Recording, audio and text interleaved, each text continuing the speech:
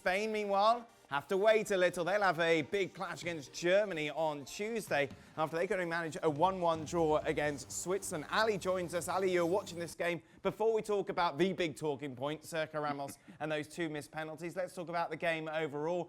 Your namesake, Moreno, saving Spain.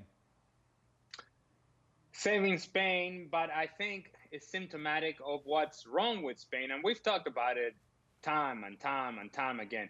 There is no threat about this Spanish team. If you're Switzerland or anybody who plays against Spain, you know that for the most part, Spain will have possession of the ball, but their possession will be sideways and back. And once they get to the final third, then they look for options in terms as to who can make a difference for this team. And they're lacking those players. Mikel Oyarzabal is a good player. Dani Olmo, good player. Gerard Moreno, good player. Are they superstars? No, they are not. They are nice pieces to have, but they are not the sort of guys that you're going to depend on in order to consistently create and score opportunities. And so therefore, the play that you get out of your midfield has to be dominant. And that's not happening for Spain either. Fabian Ruiz had some good moments today and then some really bad moments today.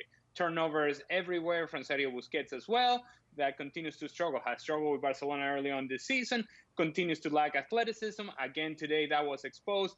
And so you see some of the things and some of the reasons as to why Spain cannot create separation between them and Switzerland. And eventually a mistake happens. Sergio Ramos gets himself pulled out of position because he thinks he can win every ball. He doesn't get to Bril Embolo. Then he's ball watching. Embolo gets him behind Freuler with a nice finish. And now Spain are trailing and chasing.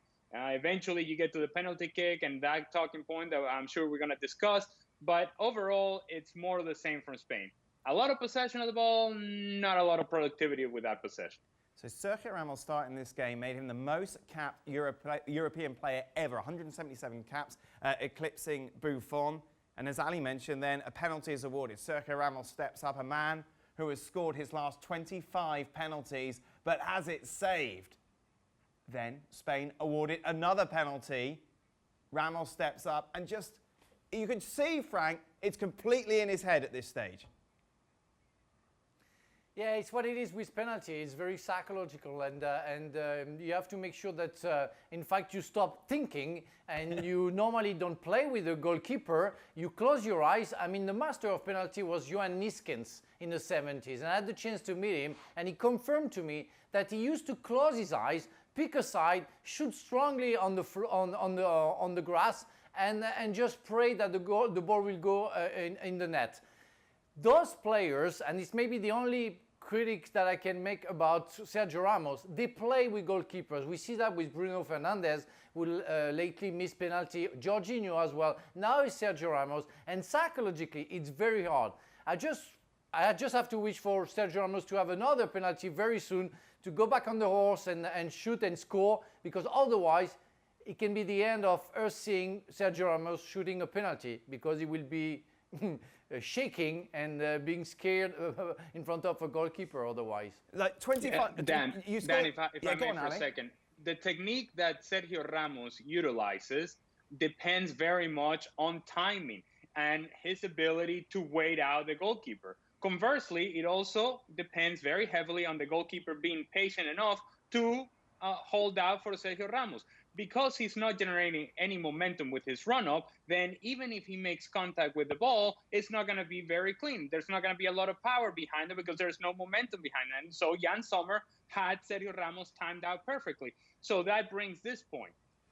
First of all, if you've already missed one, I don't know why he's taking a second one.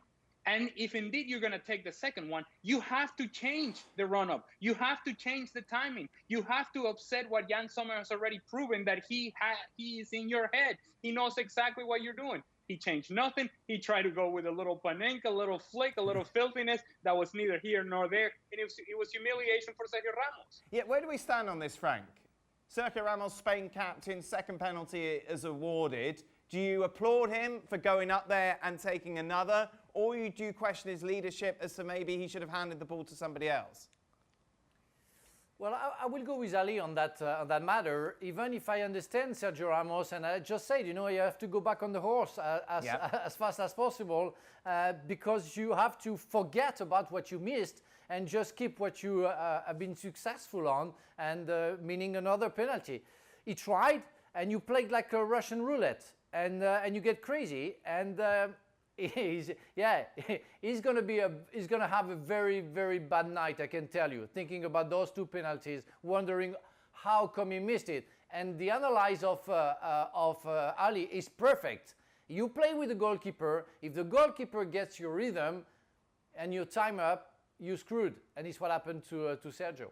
Just last word, Jules, on this. Spain overall, I know you keep an eye on this game. Just the problem is you compare them to the Spain of 10 years ago, and it is night and day. Oh yeah, completely. I don't think anyone should do that, try to compare. What I found disgraceful tonight, and I don't know what Ali thinks, is that Alvaro Morata should have started that game. We talked about it on the show last night when we were previewing that game. In the form that Morata has been so far this season with Juventus, but also with Spain. We saw against the Netherlands, for example, in midweek. How come he's not starting in the game? Instead, you've got Ferran Torres, who's not even number 9, or not even a false number 9, who's played 3 games in that position in his whole life with Manchester City, and you put him in there. And then you put Morata on after 55 minutes and the game changes for you. Of course he will. And I don't understand how Luis Enrique thought it was a good idea not to start Morata tonight.